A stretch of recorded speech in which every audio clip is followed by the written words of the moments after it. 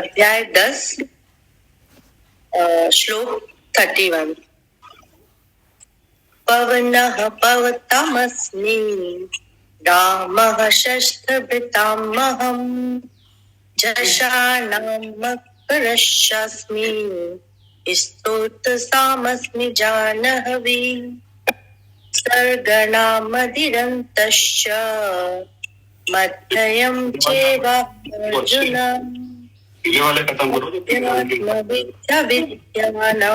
दीपा आपको म्यूट करना पड़ेगा जरा। गादः प्रवदामहम् अक्षरान्मङ्करो अस्मि द्वन्द्वः स्वामासिकस्य च अहमेवाक्षयः कालो धाताहं विश्वतो मुखः मृत्यु सर्वहरश्चास्ममुद्भवक्ष भविष्यताम् कीर्तिः श्रीर्वाक्च नारीणाम् स्मृतिर्मेधा धृति क्षमा बृहस्सां तथा साम्नाम् गायत्री छन्दसामहम् मासानां मार्गशीर्षोऽहम् ऋतूनां कुसुमाकरः। बस अनामिका जी बस ये मोना पढ़ो आप जरा। हाँ जी।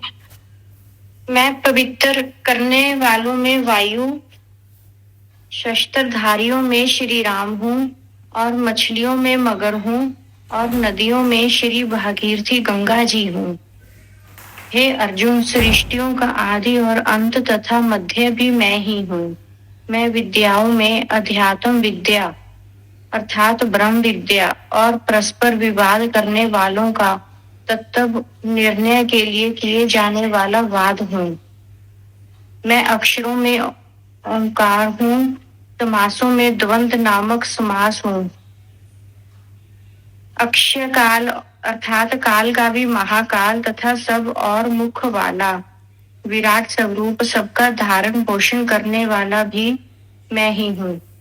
मैं सबका नाश करने वाला मृत्यु और उत्पन्न होने वालों की उत्पत्ति हेतु हूँ तथा स्त्रियों में कीर्ति, श्री वाक, समृद्धि, मेधा, धृति और क्षमा हूँ तथा गायन करने योग्य श्रुतियों में मैं ब्रह्म साम और छंदों में गायत्री छंद हूँ तथा महीनों में मार्गशीर्ष और ऋतुओं में वसंत मैं हूँ। हाँ जी, हो गया। हाँ, इसका जो थोड़ा सा वैसा मीनिंग है ना जो भागवत पुराण के अनुसार, वो तो मुझे थोड़ा सा याद नहीं रहता है, तो वो नहीं है। मैं तो अपने अकॉर्डिंग ही बताऊंगी इसका कि मैं पवित्र करने वालों में वायु और शस्त्रधारियों में श्री राम तथा मछलियों में मगर हूँ तथा नदियों में श्री भागीरथी गंगा। अब वायु का तो गुण है जैसे तेज जो चलना है, तो पवित्र करने वाले में वायु बताई। तो एक्चुअली ये जो पांच पंच जो ये महाभूत होते हैं, तो वो उसमें ये तो प्योर प्रकृति हुई। तो प्योर प्रकृति वाली जो अवस्था जो आती है, ये वायु जो भगवान ने इसमें बताया अपना, तो वो तो प्यूरिफिकेशन तभी हो गया ना जब उसमें मैं जो है, मैं ही एक अशुद्ध है चीज। मैं मतलब जो शरीर भाव से जो वो करता है, तो वो जैसे एक मन भी ये पांचों तत्वों की प्रकृति का बना हुआ है। अब मन के साथ में जब आई ईगो अटैच हो जाती है ना, तो तब ये जो है ना वो आ जाता है। यदि शुद्ध अवस्था में नहीं है ना, तो प्रकृति को भोग की बजाय ना वो उसका एक तरीके से मिसयूज करती है। तो वो अवस्था जो है ना वायु की एक वैसी होनी चाहिए जैसे जैसे पंच महाभूतों को आपने अपनी उसके अकॉर्डिंग यूज किया, मतलब इस शरीर भाव की वजह से नहीं, आत्म स्थित वाली अवस्था में कि मैं कॉन्शियसनेस और मैं इन अवस्था ये चीज मैं यूज करती हूँ। तो जैसे वायु का गुण होता है सब चीजों को हवा से जैसे खत्म कर देती है, उड़ा देती है हर चीज को। तो वो वायु का और ये जल का और ये सब जो चीज़ों का होता है ना, ये पूरा टोटल पांचों की जो चीज होती है ना, तो ये जैसे अग्नि का गुण है क्रोध हो गया। वायु का होता है कि कोई भी बात जो है ऊट पटांग जो बात बाहर हो रही है उस चीज को हवा की तरह से आप उड़ा दो उसको हवा में, जैसे ऐसे वाला मतलब अपने उस वाले शुद्ध मैं को करने के लिए ये जो अंदर आंतरिक तौर पर जो इस तरीके से कर्म की व्यवस्था चलती है ना, जैसे मैं अपने मन को शांत करने में चलूंगी और एक फिर जब शांत करके जब मैं ऑपरेट करूंगी तो ये जो पांचों जो तत्व होते हैं ना, पांचों तत्व मेरे पूरे बैलेंस में आ जाते हैं फिर।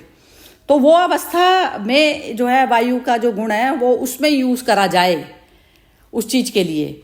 तो ये जब हम वायु और अग्नि ये सब जो सारे जो पदार्थ हैं पांचों, इनको हम जागृत अवस्था में जब यूज करते हैं, मतलब मन की प्रकृति जो है वो जागृत अवस्था में जब यूज करेगी तो उस प्रकार से वायु का जो है इसमें बताया गया।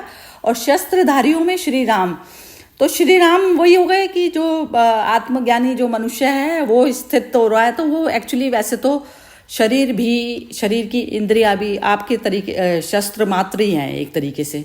जैसे आपने आंख से इशारा करा वैसे किया, अब लेकिन आपको शस्त्र भारी तौर का यदि शस्त्र की बात करी जाए तो भारी तौर का भी जो शस्त्र जो धारण करा जाएगा तो वो भी एक इंस्ट्रूमेंट, जब शरीर ही एक इंस्ट्रूमेंट की तरह से आप यूज कर रहे हो तो उसमें शस्त्र को जो धारण करने वाली जो अवस्था है वो भी किसकी आएगी, जो भी वो धारण करेगा, मतलब उसने पहले तो अपने शरीर को ही धारण करा हुआ है, फिर उसके बाद में जो भी ऊपर उसके और भी जरूरत पड़ रही है तो वो भी चीज जो धारण, तो उसमें राम से इसमें उपाधि भगवान ने राम को उसमें बीच में वो बनाया।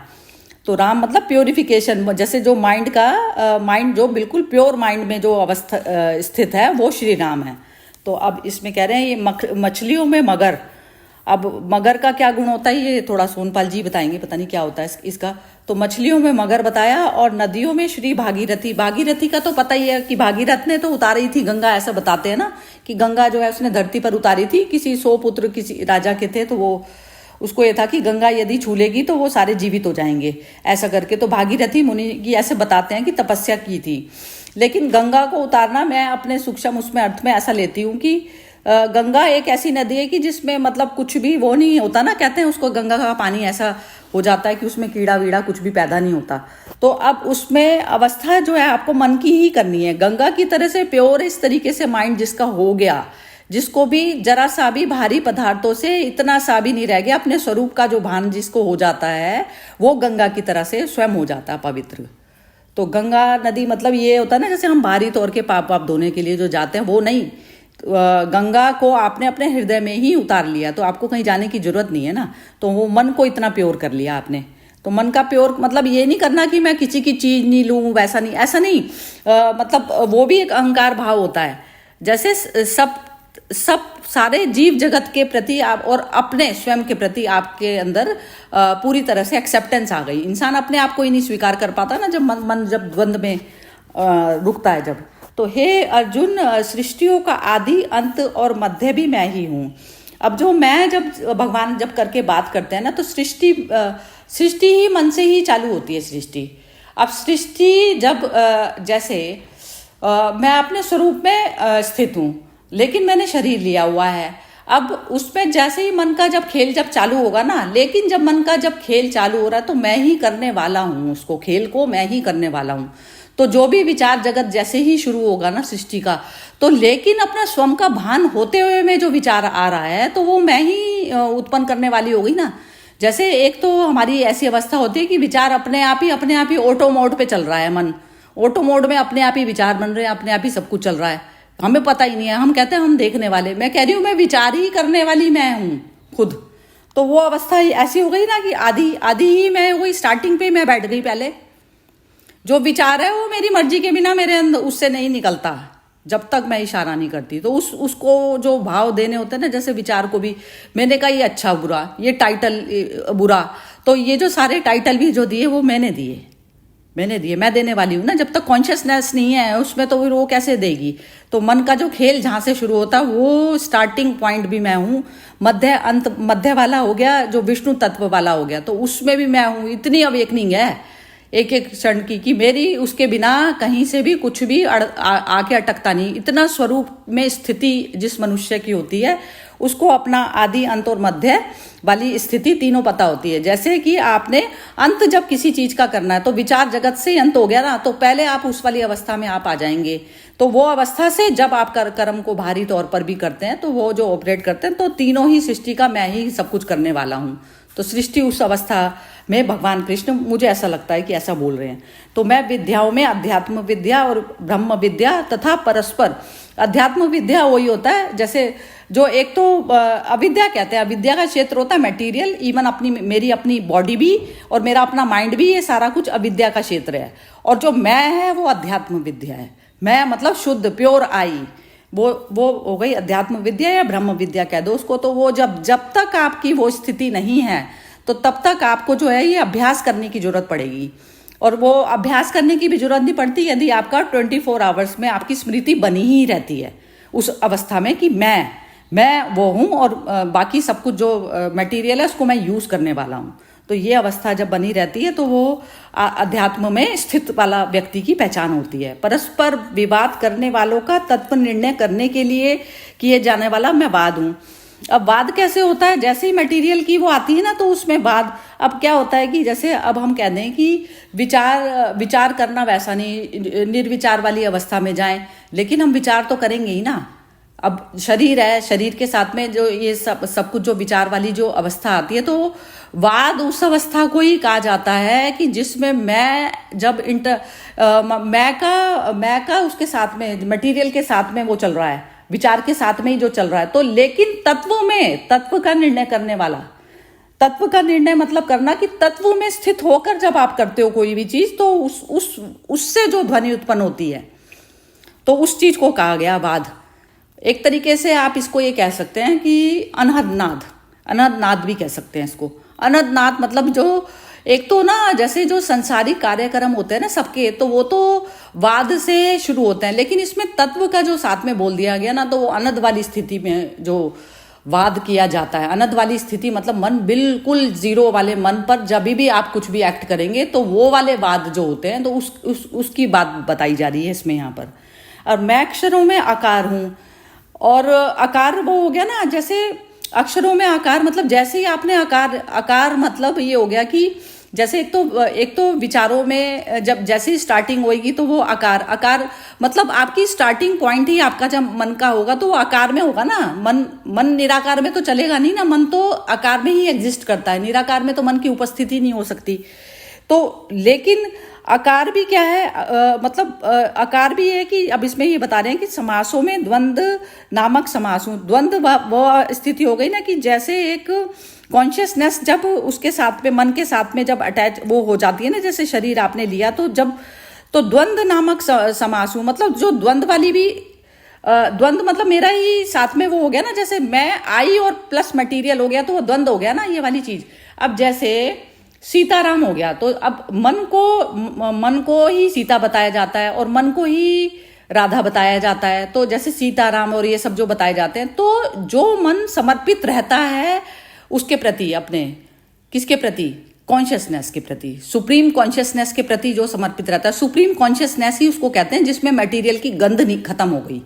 तो वो अवस्था जो है मैं अपनी उस अवस्था के साथ में, तो द्वंद्व वाली क्या हो गई कि मन हमेशा 24 आवर्स उसी की तरफ पर बहता है। तो वो अवस्था जो है वो समास की, ये द्वंद्व समास। और अक्षय काल अर्थात काल का भी महाकाल, अक्षय हो गई कि कालातीत वाली अवस्था, कालातीत वाली हो गई कि जिसमें समय एग्जिस्ट नहीं करता। अब समय कैसे नहीं एग्जिस्ट करता, अब जैसे भगवान कृष्ण जो कर्म करते हैं तो वो उसमें ऐसा थोड़ी ना है कि समय एग्जिस्ट नहीं कर रहा, समय में तो थे ही वो, बिना समय के तो दिखाई कैसे देते। समय उस अवस्था में कहा जाता है जब हम जो भी कर्म हम उठाते हैं करने के लिए, अब उसके हम फल से नहीं बंधे हुए। तो अब जब हम फल से बनते हैं तभी तो हमारे लिए समय एग्जिस्ट करेगा ना, कि ये इतने समय में ये चीज होना जानी चाहिए, या फिर ये मैं राज्य की स्थापना दोबारा से कराऊंगा इनकी पांडवों की, तो ये जो है ये युद्ध के बाद में ये इस तरीके से दोबारा स्थापित होंगे। उनको ये चीज से लेना देना नहीं है, वो तो कर्म के पॉइंट पर, बिंदु पर जिस उस पर बैठ के जो कर्म करा जाता है ना, तो उस चीज को जो है अक्षय कहा जाता है। अक्षय आप स्वयं में स्थित होंगे तो तब आपका अक्षय कर्म निकलेगा। अदरवाइज यदि आपने कोई कर्म किया, आपको ये है कि अब इस पॉइंट पर ये कर्म होना चाहिए, लेकिन उसमें कृष्ण भी ये चीज नहीं कहेंगे कि तू स्थापित हो ही जाएगा या युधिष्ठिर राजा बन ही जाएगा, ऐसा नहीं है। अभी इस समय में मैं अक्षय मतलब हो गया कि जो मैं जिसका मेरा नाश नहीं हो सकता, मैं उस अवस्था से मैं कर्म कर रहा हूं। अब वो कर्म का क्या होना है क्या नहीं होना उससे मैं बंधा हुआ नहीं हूं, तो उसके लिए समय एग्जिस्ट नहीं करता। फिर वो मतलब कालातीत वाली अवस्था होती है वो मनुष्य की, जो कर्म के फल से नहीं बंधा हुआ। तो जब कर्म के फल से नहीं बंधा होता ना मनुष्य, तो तभी वो सही कर्म कर पाता है। सब ओर से मुख वाला विराट स्वरूप, सबका धारण पोषण करने वाला। अब क्या है कि जैसे एक जो संसारिक मनुष्य है वो तो अपने स्वरूप की स्थिति उसकी हुई नहीं है, तो वो ऐसा बोल रहा है कि जैसे वो कह रहा है कि धारण पोषण करने वाला मेरा तो परमात्मा ही है, और धारण पोषण करने वाला है कौन वास्तव में। यदि सबके मन की अवस्था जीरो कर दी जाए तो उस समय में जैसे कहते हैं ना, एक मौन में जब बैठे हैं सारे और वो विचार शून्य बैठे हैं तो सारे एक ही हो गए ना, एक ही अवस्था हो गई। तो कृष्ण उस लेवल से जो है बात कर रहे हैं कि धारण पोषण करने वाला वास्तव में मैं ही हूँ, जो वो करता नहीं है ना, बल्कि करता जो अकर्ता है वही करता है, परम करता वही है। और हम जो कहते हैं वो हमारा तो क्या होता है, हमको मन से हम ऑपरेट होते हैं तो हमारा प्रकृति हमारी कर्ता होती है, अब उसमें पुरुष कर्ता नहीं होता, पुरुष तो सोया पड़ा है हमारा, तो वो अवस्था हमारी अपनी है। अब मैं सबका नाश करने वाला मृत्यु और उत्पन्न होने वालों का उत्पत्ति हेतु हूँ, तो वही हो गया कि ये मृत्यु, मैं सबका नाश करने वाला मृत्यु। अब वो क्या होता है, जिसका मनोनाश हो गया तो वो तो उसका तो पहले से ही वैसी अवस्था में बैठा है ना, वो मृत्यु और जन्म से दोनों वाली परे वाली स्टेज में ही बैठा है। तो वो कह रहे हैं मैं सबका नाश करने वाला मृत्यु और उत्पन्न होने वाला उत्पत्ति हेतु हूँ। तो अब वो अवस्था, अब जब शून्य वाली जब हम अवस्था प्राप्त करेंगे तब हमें ये चीज पता चलेगी। पता इस तरीके से चलेगी ना कि जैसे अब मैं यदि मौन बैठी हूँ, अब जैसे ही मैं विचार तल पर आऊंगी तो उत्पत्ति मैं विचार करके कर रही हूँ ना, ये चीज विचार होना चाहिए, नहीं तो मैं स्वरूप में अपने बैठी हुई हूँ तो कुछ मैटर नहीं करती चीज। तो उत्पत्ति का भी तो मैं ही तो हो गई, मैंने ही तो डिसीजन लिया कि अब मेरे को ये चीज में खड़े होके मेरे को ये कर्म करना है नहीं करना है, ये विचार करना है, तो ये विचार भी मैं अपना विचार भी मैं खुद करने वाली हूँ, जहां से विचार शुरू होता है उससे पहले मैं बैठी हूँ। तो ये अवस्था। अब स्त्रियों में कीर्ति, श्री, वाक, ये सारे ना स्त्रियों के गुण, मतलब एक तरीके से स्त्री को आप ना वो कह लीजिए, मन कह लीजिए। तो वो मन जो समर्पित है अपनी सुप्रीम वाली स्टेज के प्रति समर्पित है, तो उससे जो निकलती है सारी चीज, उसका बोलना करना, मतलब कीर्ति ये चीज हो गई कि ऐसा नहीं कि आप बड़े फ्लावरी शब्द बोल रहे हैं तो आप कीर्ति में हैं, आप कुछ गाली भी दे रहे हैं तो भी आप कीर्ति में बैठे हैं। और श्री उस अवस्था का ही नाम है जो श्री अपने श्रीमान के प्रति समर्पित है। श्रीमान मतलब हो गया आत्मा, आत्मचित्त के प्रति जो समर्पित है। वाक मतलब वाणी भी, उसकी वाणी में जरूरी नहीं है कि वाणी में सब कुछ वो अच्छा ही, जिसको जगत अच्छा बोलता है वो वैसा बोलना है, ऐसा नहीं है। जिसके उस पर सत्य बैठा है ना, जिसकी वाणी सत्य में बैठी है, मन जिसका सत्य के प्रति समर्पित होके कर रहा है, वो चीज हो गई स्मृति। वो हो गई कि मैं अपने स्वरूप का जो, जैसे अब मेरा मन है वो ईगो हो गई ना एक तरीके से, तो अब ईगो भी लेकिन अपनी स्मृति का उसको पता है कि मैं तो ये नहीं शरीर को ऑपरेट तो कर रही हूँ, लेकिन मैं जो है मेरा रियल स्वरूप क्या है। तो स्मृति उस चीज की बात हो रही है यहाँ पर। स्मृति में ये नहीं कि हमने रोज की अपनी सारी चीजों को याद करा पड़ा हुआ है बैठ के, उस चीज की बात नहीं हो रही है। और मेधा, तो मेधा का मेरे को पूरा नहीं पता, मतलब मेधा उस अवस्था को कहा जाता है, जैसे मेधा आप उसको भी कह सकते हो, प्रज्ञावान हो गई या इस तरीके की मेधा। मेधा भी ये बताएंगे सोनपाल जी। और रीति मतलब धैर्य हो जाता है, और क्षमा तो ऑटोमेटिकली उसका गुण आ जाता है। सत्य में जो स्थित होता है ना मनुष्य, उसके अंदर तो अंतहीन क्षमा होती है। अंतहीन क्षमा इस तरीके से होती है ना, क्षमा करके नहीं क्षमा करता, वो क्षमा अपने आप को ही करता है। कि ये जो इन्होंने अनामिका जी ने जो बोला था ना, तो वो क्षमा मतलब ये हो गया ना कि जैसे भारी तौर की जो चीज है वो क्षमा की बात नहीं होती है। शून्य अवस्था में रहना ही एक क्षमा वाली चीज है। शून्य अवस्था में, मन के शून्य अवस्था में रहना ही एक क्षमा है। क्योंकि जब हम एक ईगो करके क्षमा करती है ना, तो वो ईगो की ही वो चलती रहती है, मतलब अपना बिल्कुल जीरो वाले लेवल पर आ जाना ही एक क्षमा है। जब तक आप करेंगे नहीं ना भारी जगत से, नहीं तो विचार अवस्था खत्म नहीं होगी आपकी, तो वो बना रहेगा कि मैंने क्षमा करा। तो वो अवस्था वाली बात नहीं हो रही है इसमें, मर्ज होने के हिसाब से बात हो रही है।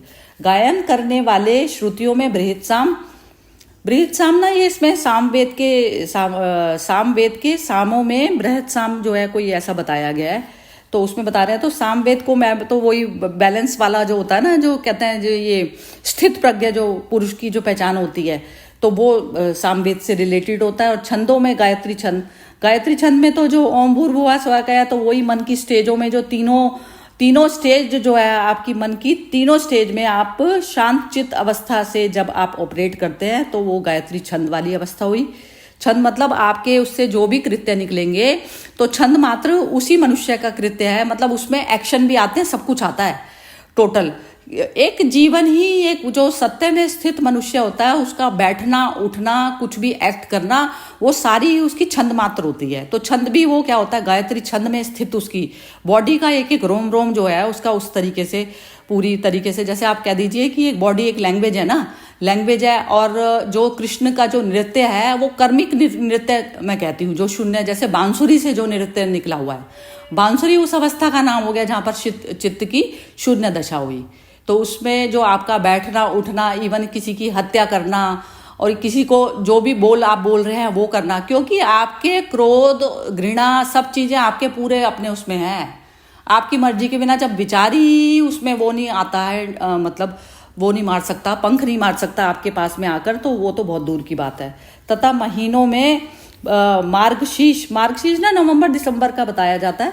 और ऋतुओं में वसंत भी उसी अवस्था का नाम है, भारी तौर की वसंत नहीं, जहां पर मेरी मन, जहां पर बुद्धत्व का फूल जो खिला हुआ है मेरा हमेशा, और मन मेरे पूरी तरह से मेरे वश में, पूरी तरह से मेरा मन है।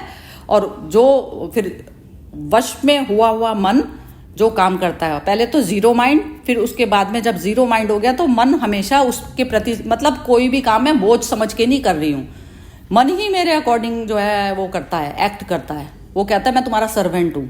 तो वो अवस्था जो होती है वो वसंत ऋतु की तरह से वो खिला हुआ रहता है, क्योंकि उसकी चेतना जो है उस तरीके से हमेशा अवेकनिंग उस अवस्था में होती है। तो उस अवस्था को वसंत कहा जाता है। जैसे कहता है ना, बुद्धों का वसंत ऋतु कभी खत्म ही नहीं होती, तो वसंत ऋतु उस अवस्था का नाम है यहाँ पर जी। अब इसमें अनामिका जी से पूछते हैं पहले जी, बताइए अनामिका जी, आप बताइए।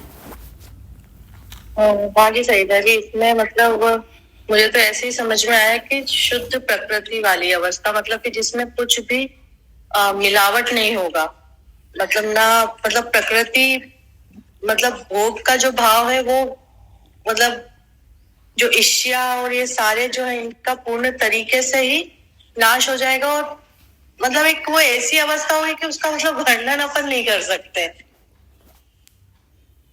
अवेयरनेस के साथ ही मतलब आगे बढ़ेंगे, मतलब उसको मैं एक्सप्लेन नहीं कर पा रही हूँ सभी का।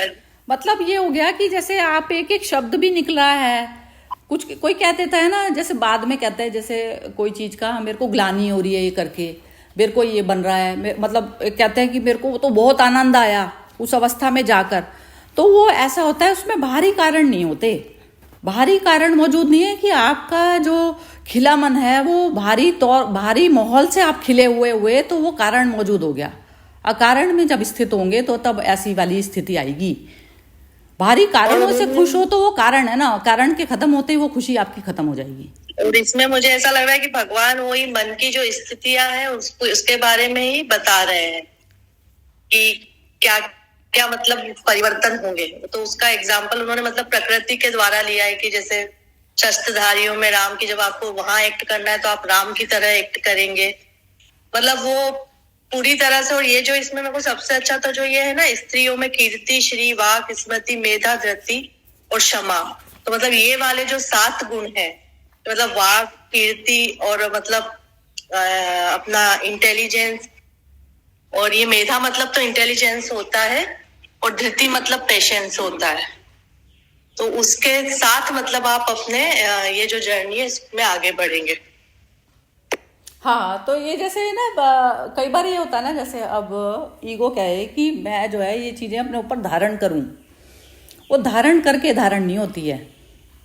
मतलब आप जैसे कहते हैं एक चीज का अभ्यास करेंगे तो धारण, वो ऐसा करके धारण नहीं होगी। आप कहेंगे कि जैसे मैं धैर्य रखूं इसमें स्थिति में, अब ये कौन बताएगा कि अब इस स्थिति में धैर्य करने योग्य, मतलब धैर्य वाली स्थिति है या नहीं है, एक्ट करने वाली स्थिति है। आपने कहीं पर जब हम इन गुणों को जब अपने अंदर, जब एक इंसान अपने आप को जानता नहीं है, अपने रियल स्वरूप को, और वो धारण करने की कोशिश करता है, अब धैर्य की भी तो लिमिट कौन बताएगा कि कितनी देर तक के लिए धैर्य रखना है उसके लिए। मतलब वो, मतलब मेरे को ये चीज समझ नहीं आती। मतलब ये है कि जैसे वो तो फिर स्वयं कृष्ण ही बनना पड़ेगा। मतलब स्वयं के स्वरूप में स्थित होकर आपके अंदर अपने आप आएंगी ये चीजें, ऑटोमेटिक आएगी, उसमें आपको करनी नहीं पड़ती है। ये तो करके, जैसे ना अहंकार जैसे कोई चीज को धारण करेगा ना, सपोज करो वो अपने स्वरूप को भूला हुआ है, और वो कोई भी धारण करेगा ना, तो उसके मन में ये बनेगा कि मैंने ये किया, हर वक्त यह चीज आ जाएगी, मैंने तो किया, उस समय धारण मैंने किया वाला शब्द आता है, करने वाला शब्द आता है मुंह पे। तो करने वाला शब्द ही हमारा जो जब होता है, तो तब वो ईगो ऑपरेट कर रही होती है उसको। बिल्कुल सही है।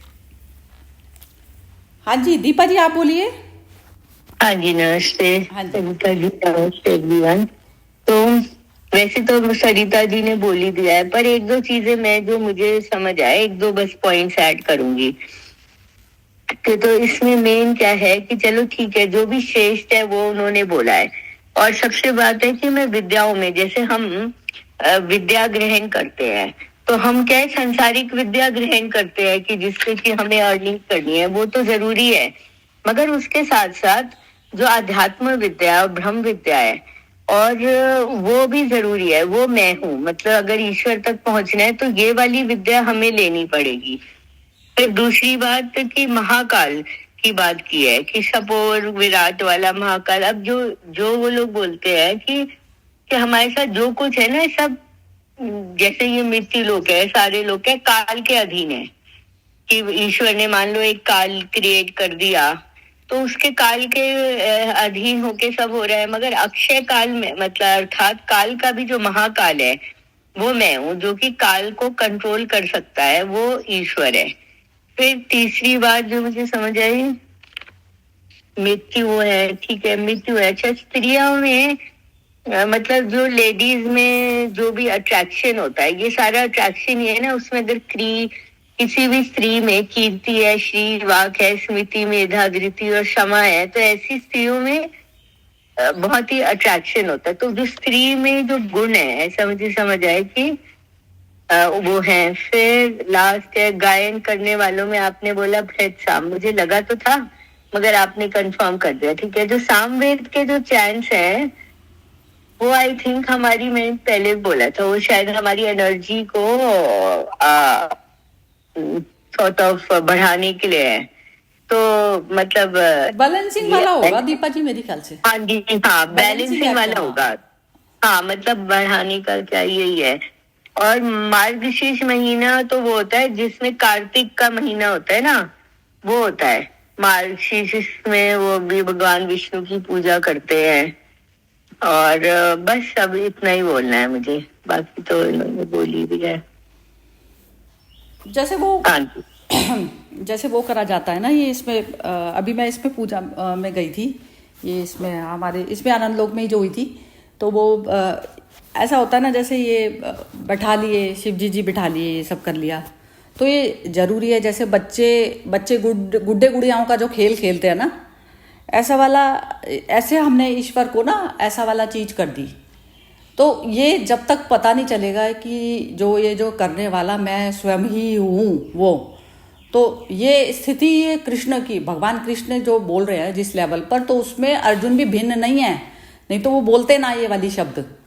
अर्जुन को उसी स्टेज पे ही लेकर आ रहे हैं ये, कि ताकि अब वो जो उसमें जो समर्पण कराना था, तो उन्होंने ये चीज नहीं कराई कि अपना अर्जुन का समर्पण अपने प्रति करा लिया। वो किसके प्रति, कौन सी वाली उस पे जाएगा? वो कह रहा है तू मेरे प्रति शरणागत हो जा, तो शरणागत उसके प्रति थोड़ी ना हुए वो। कृष्ण तो वैसी कॉन्शियसनेस, वैसी सुप्रीम कॉन्शियसनेस में जो मर्ज हो जाता है, वो कृष्ण ही हो जाता है। तो वो कृष्ण ने अपने प्रति नहीं कराया समर्पण, उसने मतलब कृष्ण ने अपने प्रति कराया, तो वो कृष्ण ही बन गया।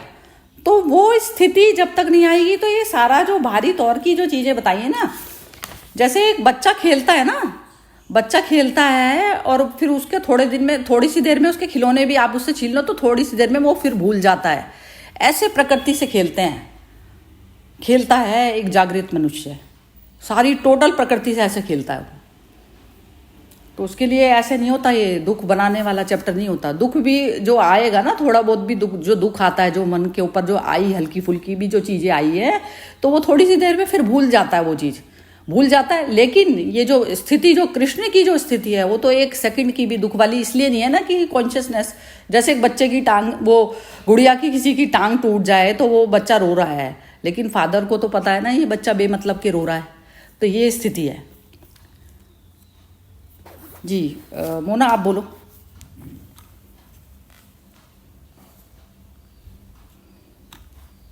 नहीं, अभी तो नहीं बोल पाऊंगी। अच्छा ठीक है, कोई बात नहीं, सोनपाल जी बोलेंगे। हाँ जी सोनपाल जी आप बताइए।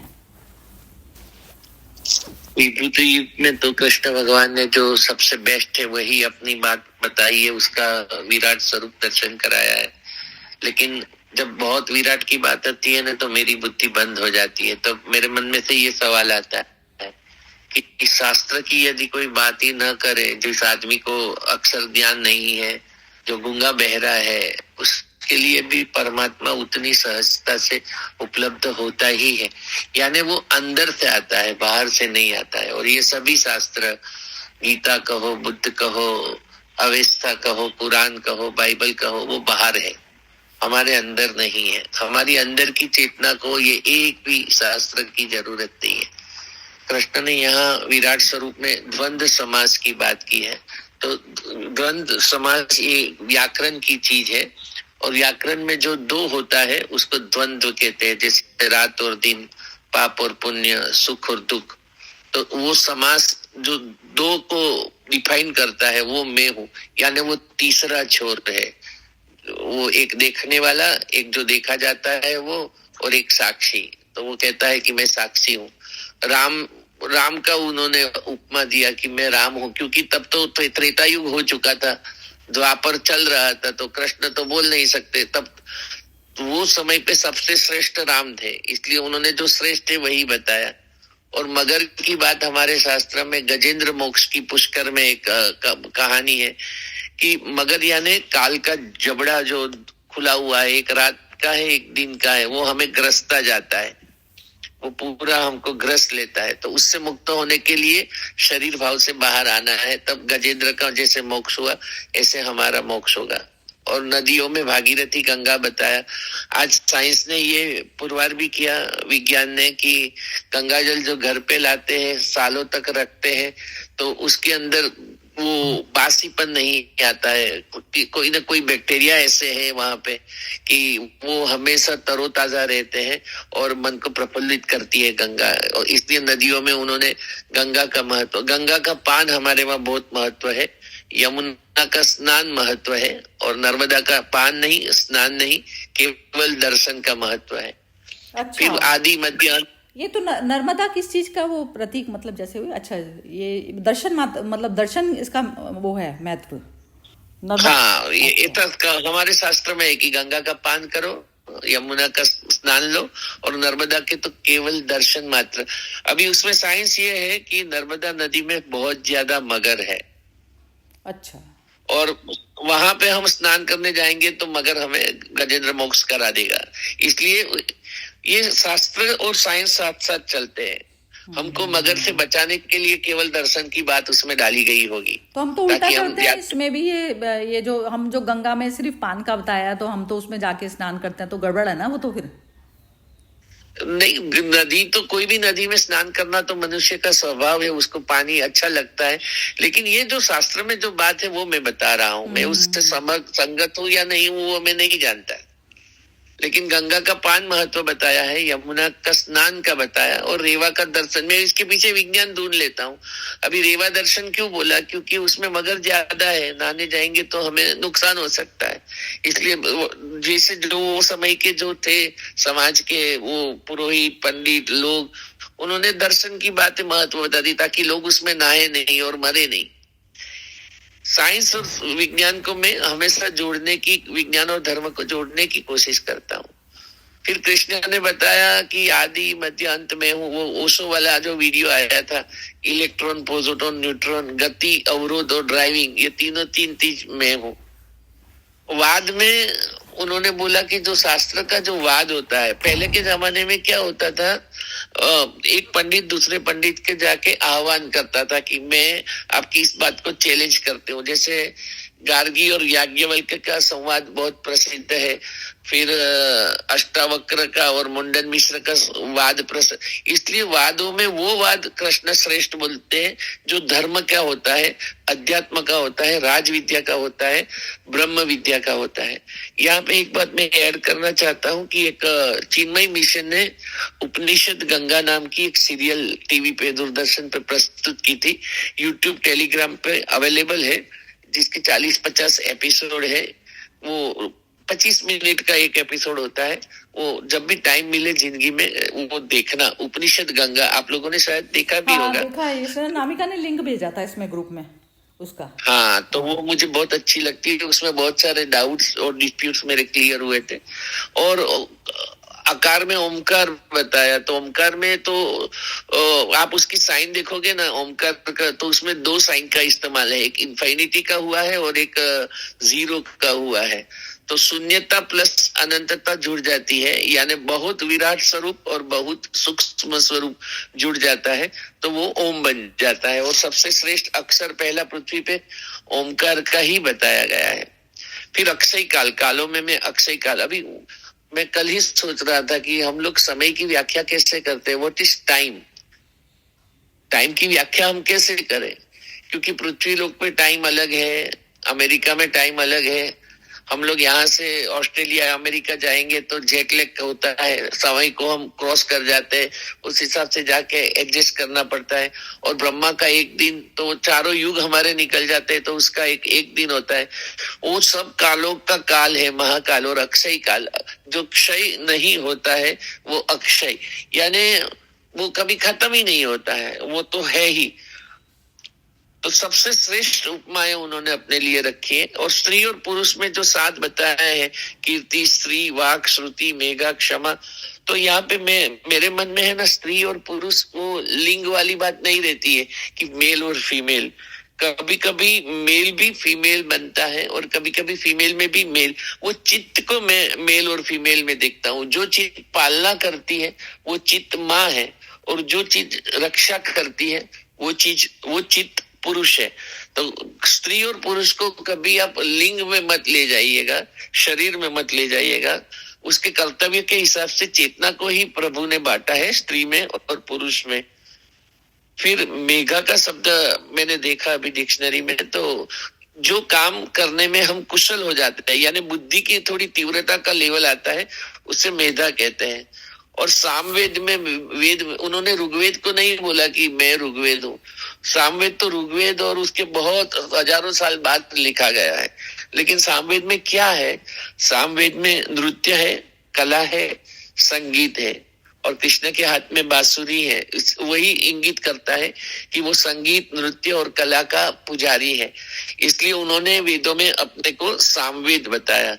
और छंदों में गायत्री छंद बताया। सबसे ज्यादा ऋग्वेद जो है वो गायत्री छंद में लिखा गया है। और गायत्री छंद में प्राण, अपान और व्यान, वाणी, प्राण और हृदय, भूमि, अंतरिक्ष और जो यानी आकाश, ये तीन चीजों का।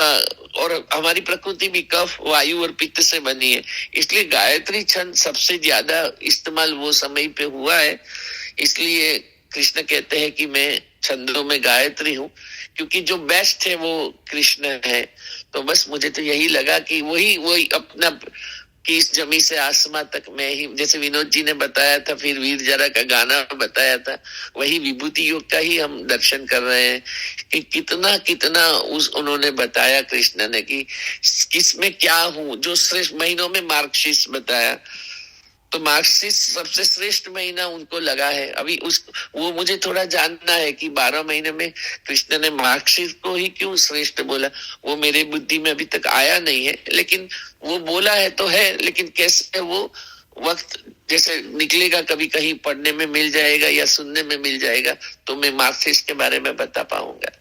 वो कार्तिक का ही जो बता रहे थे ना, ये दीपा बता रही थी जो कार्तिक के बाद मार्गशीर्ष आता है। कार्तिक का तो मंथ है कार्तक, फर्स्ट जो गुजराती में ना, कार्तक, मार्गशीर्ष, पौष माह, तो मार्गशीर्ष दूसरा महीना है, कार्तिक महीना नहीं है। कार्तिक वाला पहला महीना है।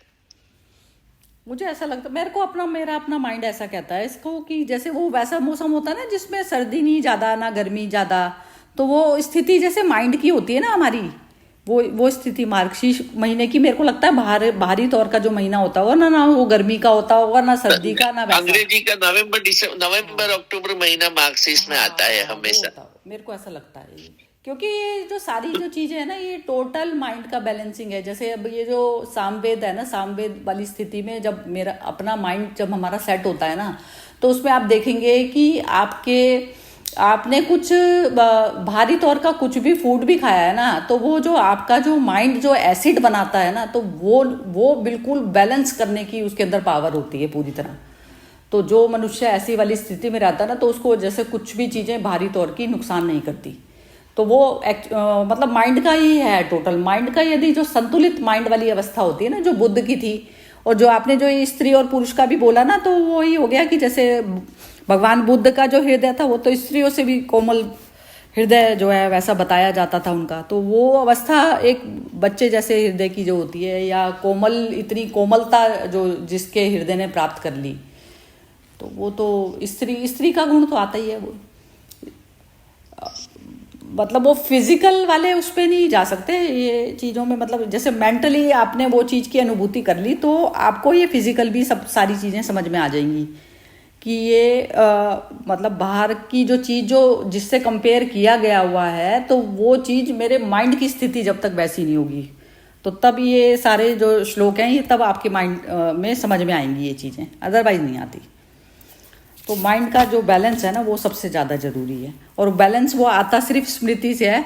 मैं तो बार बार ना मैं मतलब जिस उससे सीखी, जितनी देर आप अपनी उसमें रहते हैं, शुद्ध चेतना में आप अपने उसमें रहते हैं, अपने आप को ही याद करने में रहते हैं बेसिकली, शुद्ध स्वरूप को, तो आपका जो माइंड है वो उसके अकॉर्डिंग चलेगा। तो वो बेमतलब के जैसे विचार बनना, फिर विचार बन के फिर वो जो एसिड बना, फिर उसको कंट्रोल कर रहे हो, फिर दवाइयों से मेडिसिन से कर रहे हो, तो सबसे ज़्यादा जो है बिना दवाई की उसकी कोई ज़रूरत ही नहीं पड़ती। जितनी ज़्यादा देर आप ध्यानस्थ स्थिति में रह सकते हैं वो सबसे ज़्यादा क्योर है हर चीज़ का। जी सोनपाल जी आप बताइए। बस बिल्कुल सही बता रहे हो आपकी। जितनी अवस्था हमारी मूल स्मृति में रहेगी उतने रोग भोग कम हो जाएंगे और साक्षी भाव बढ़ता जाएगा। और इसी के लिए ये सत्संग है कि बस जितना हो सके उतना मन को, क्योंकि हम संसार में तो बंधे हुए हैं, शादी हो गई, बच्चे हो गए, जिम्मेदारियां हैं, लेकिन वो साथ साथ साथ यही फीलिंग कि ये मेरा रोल समबड़ी का अदा करना है, और रोल जो अदा करना है वो 100% देके करना है। ऐसा नहीं है कि मैं आत्मा हूँ, मेरा ज्ञान हो गया, अभी तुम तुम्हारा पढ़ाई करो, तुम तुम्हारी कमाई करो, मेरा तो ब्रह्म ज्ञान हो गया।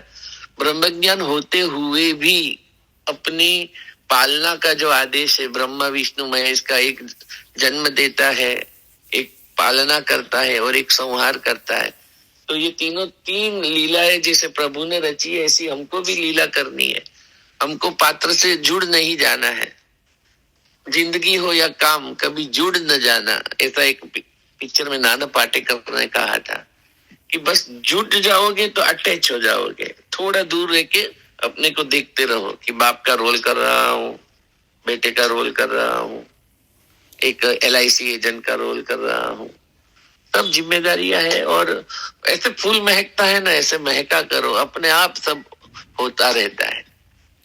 असल में हमको लगता है कि पूरा सोनपाल जी जैसे अपन ना वैसा बनाते हैं ना, जैसे एक हम सोचेंगे कि ये हमारे शरीर के थ्रू आए बच्चे, इनका वो, तो एक्चुअली क्या होता है अपना ना सेल्फ का वो ही नहीं रहता है ना, आपकी वो बुद्धि ना ऐसी हो जाती है जैसे भगवान कृष्ण सारे संपूर्ण संसार को अपना कह रहे हैं।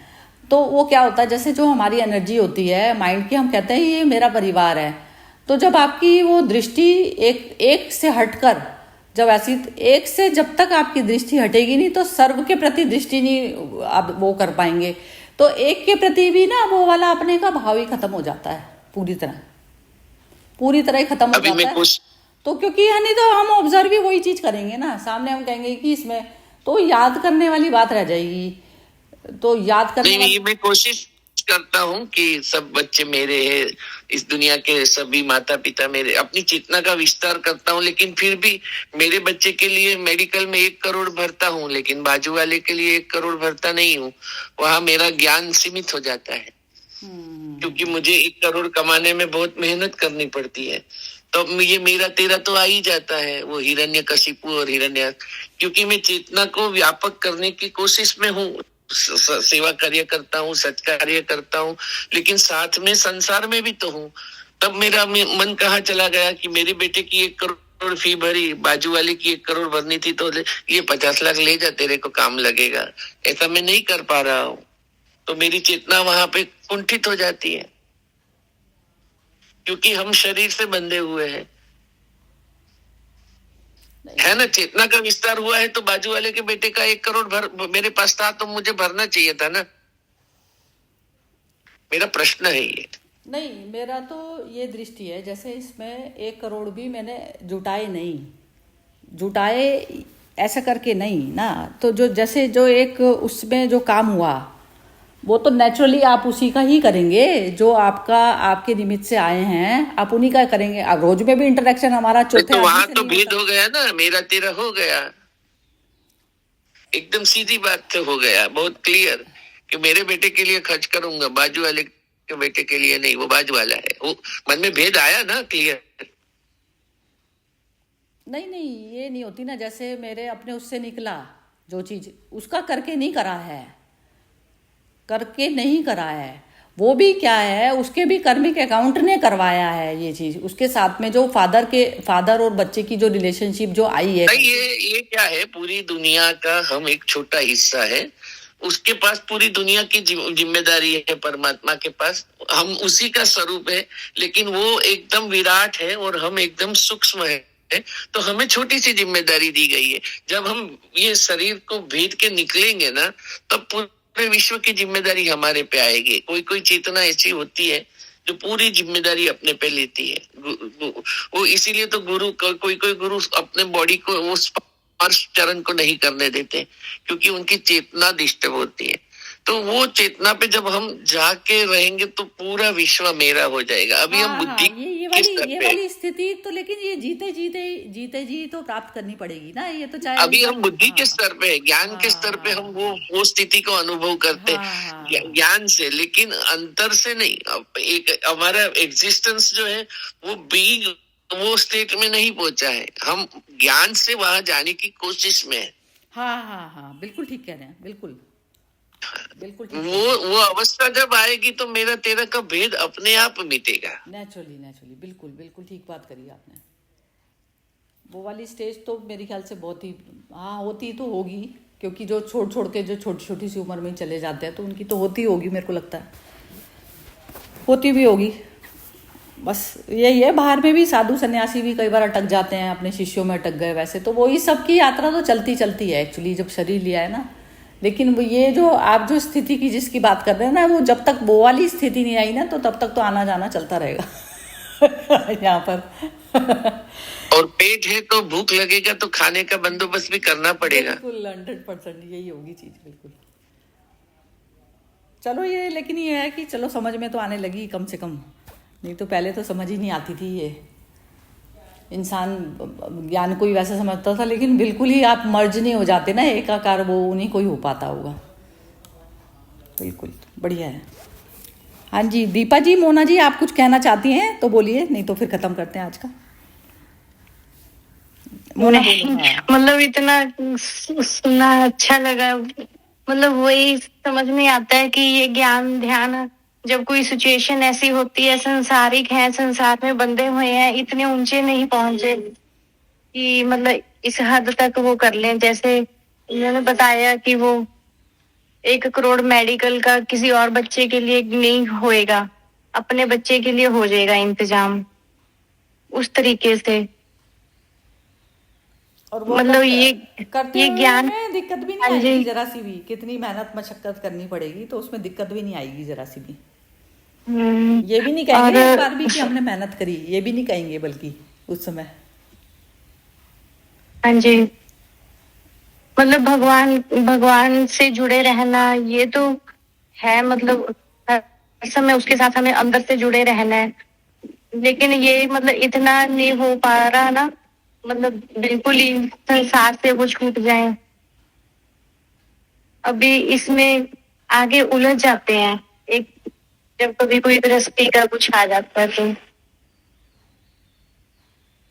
यही है, अपने आप को बार बार जुड़ना निकालना तो पड़ेगा। बहुत अच्छा लगता है, मतलब अंदर से उसका साथ जुड़े हुए हैं तो वो तो बहुत अच्छा लगता है। यहाँ पे या तो ये परमात्मा परीक्षा लेते हैं, जैसे हरिश्चंद्र की परीक्षा ली, एक तरफ वो पत्नी बेटा, एक तरफ भगवान, इतने दिन नहीं हम हो पा रहे हरिश्चंद्र की तरह। या तो ये भगवान परीक्षा लेते हैं, अभी संसार में जब वो उलझ जाते हैं फिर थोड़ा सा हम हिल जाते हैं। नहीं, परीक्षा तो वो लेगा ना जो हमसे अलग होगा। अनन्य तो अनन्य है ना वो, तो मतलब वो, हाँ ये बोलेंगे, सोनपाल जी बोल रहे हैं कुछ।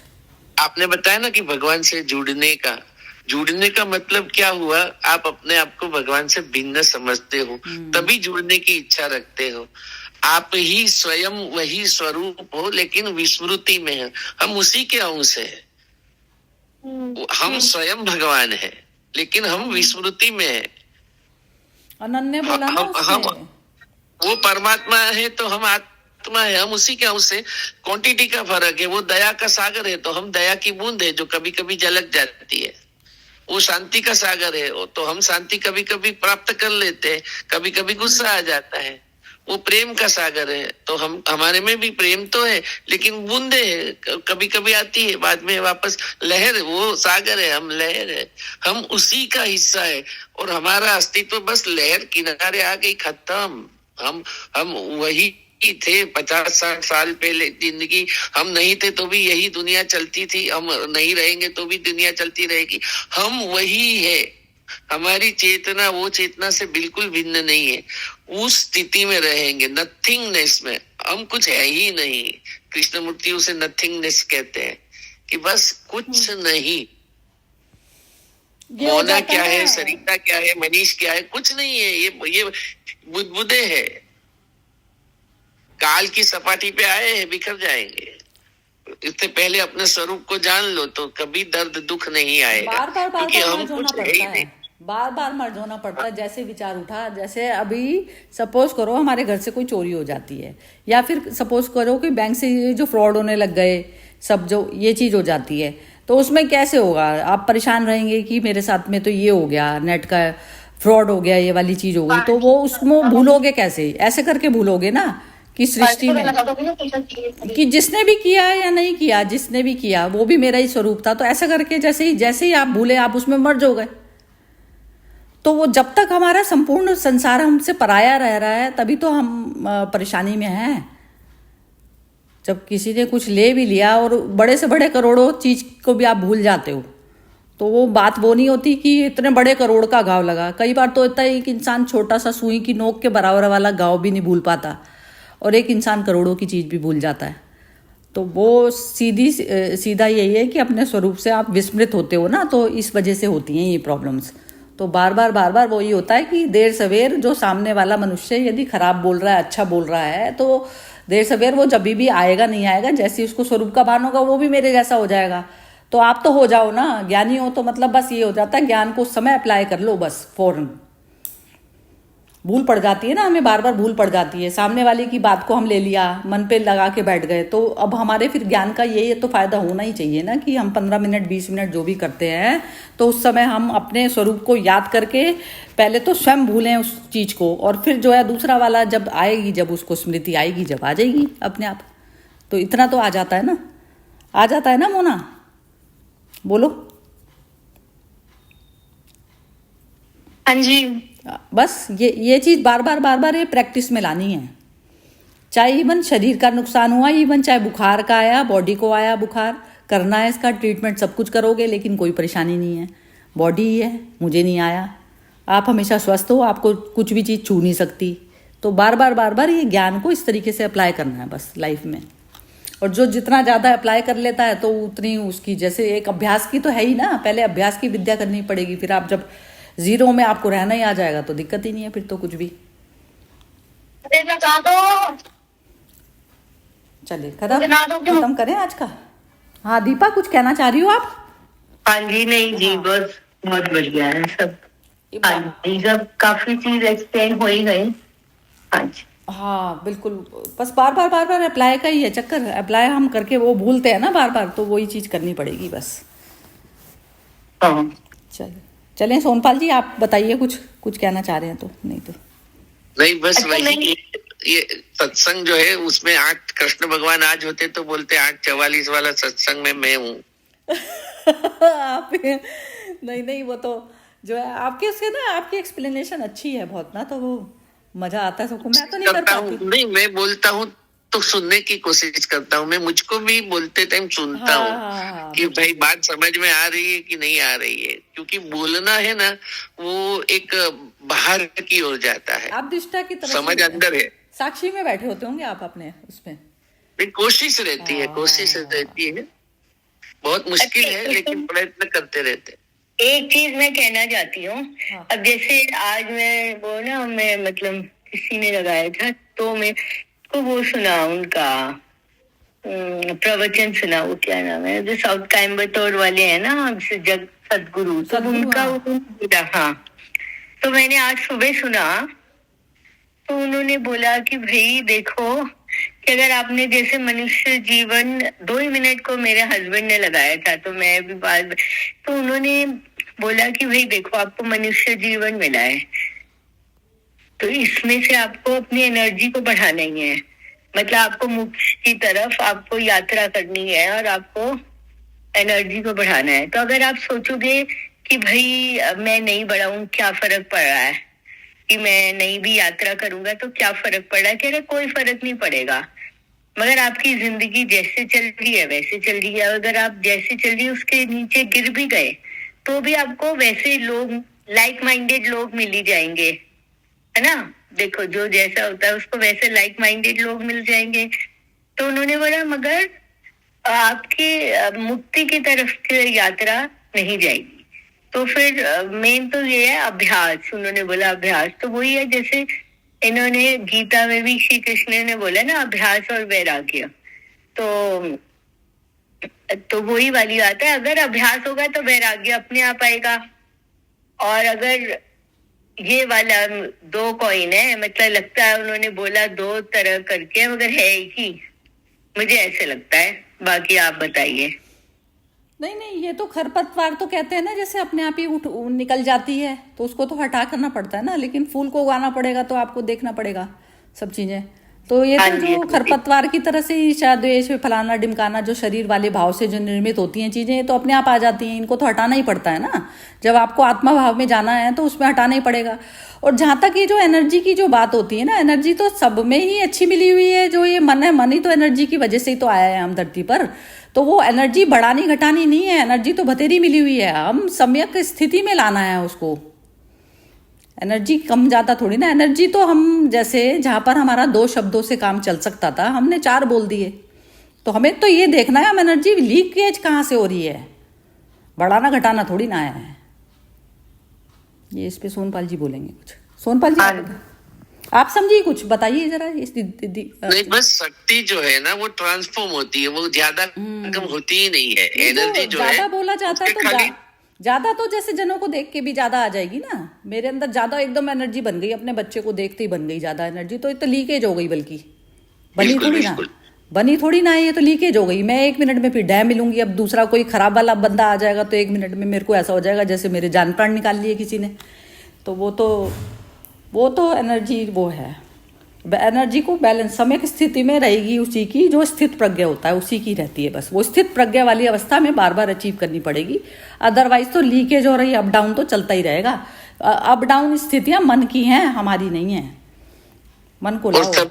की झलक है हमारे परिवार में, मोहल्ले में। हम सुबह से शाम तक जिन लोगों के बीच रहेंगे, जिनके साथ हमारा पाला पड़ा है, उसमें भी वही चेतना है। उसी के दर्शन की कोशिश में हम हमारे आपसी मतभेद कम होंगे, राग द्वेष कम होंगे, और हम वो चेतना से ज्यादा तद्रुप हो पाएंगे जब उसमें उसकी झलक देखने की कोशिश करेंगे। तो वो था ना, जैसे कल किसी ने कोई भेजा था ना, तो उसमें वो था ना कि वो उसने पूर्णिमा ने भेजा था वो फूल के ऊपर, तो उसने बोला कि ये मड और उसका दोनों का जो है एक वो है संयोग। तो मैंने कहा जो मड में जो कीचड़ को देख ले, उसको देख लेना, कीचड़ में फूल को देख लिया जिसने, कि अब उसकी फूल की क्या है कि जो है मडी तो फूल बन जाएगी, तो फूल बन जाएगी तो वो अवस्था में हमें पहले दिख जाती है। ज्ञान का ये फायदा है कि उसमें हमें जो बुरे से बुरा मनुष्य है, हम उसमें भी परमात्मा के दर्शन करते हैं।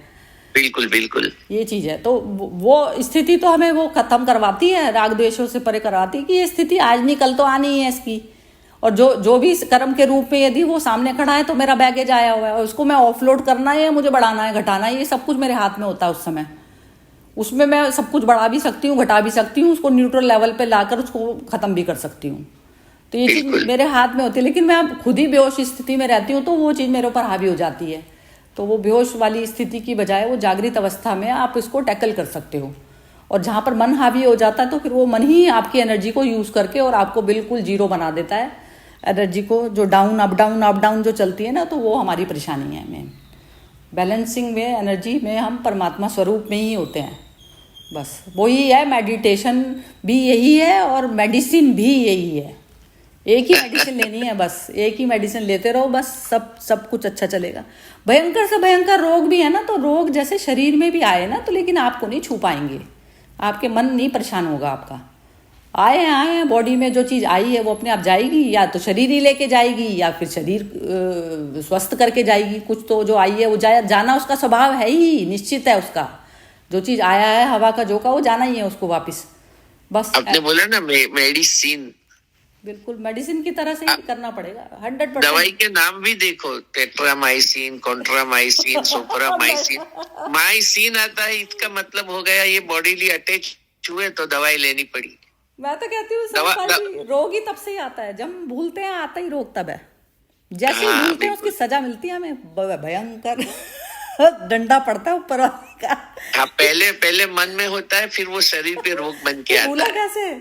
भूला कैसे? बस भूलते ही काम हो जाता है काम। उन्होंने बोला नहीं, ओशो ने कितना बढ़िया बोला है, उन्होंने बोला उससे बढ़िया कोई नशा है क्या? कोई जो आत्मा के जो नशे को, उसको ये छोटे मोटे नशे भाएंगे उसको लोग करते हैं। ये नशा संसार का, उससे मिलके मेरे को बड़ा मजा आ गया और उससे मिलके मेरे को वैसा हो गया। अरे वो कौन एनर्जी बढ़ाएगा घटाएगा मेरी? वो सब जो, वो तो शरीर का जड़ पुतला है, वो क्या बढ़ाएगा घटाएगा? मैं स्वयं वैसी हूँ। ये तो एक कृपालू जी महाराज का मैं सुनती थी, वो बोलते थे कि तुम्हारे में परम साक्षात परमेश्वर बैठा है, तुमको तो इतना ज्यादा अपने ऊपर वो होना चाहिए कि परम साक्षात वो स्वयं बैठा है। तो वो उसके बाद में आप बिल्कुल अकड़ के चलो कि उससे बड़ा कौन है। वो तो फकीरों में भी वो अकड़ होती है, वो शान होती है। मतलब कृपालू जी महाराज मुझे भी बहुत पसंद है, बहुत ज्यादा पसंद थे। मुझे तो डेथ हो गई खैर उनकी, तो 2013 में हो गई। अभी उनकी शिष्या है कोई, वो संभाल रही है। अच्छा, पता नहीं उनके बाद तो वो खत्म हो गया। उनके तो भजन में भी बहुत गाया करती थी। परिकरी जी है ना, परिकरी जी। अच्छा, वो 3 तो बिल्कुल ऐसी थी, उन्होंने साथ में ऐसी लगाई हुई थी अपने, बिल्कुल साथ में 3 लेडीज थी, एक तो गोरी सी थी और वो 3 साथ में बैठती थी। कृपालू जी महाराज का तो एक भक्ति का ना अनुपम वो थी उनकी तो। नहीं, बिल्कुल बहुत उन्होंने उनमें झलक दिखती है कृष्ण की। हाँ बिल्कुल, कृष्ण की झलक दिखती। मेरी मदर बहुत पसंद करती थी उन्हें, तो मदर मुझे भी बहुत पसंद है। मदर की भी डेथ 2013 में हुई और कृपालू जी की भी, दोनों की सेम उस पे हुई है, सेम ईयर में डेथ हुई उनकी। चलो खत्म करते हैं आज का सेशन। बहुत सुंदर सेशन रहा, आपके होने से तो 4 चांद लग जाते हैं जी। चलो ओके जी, जय श्री कृष्णा। जय श्री कृष्ण।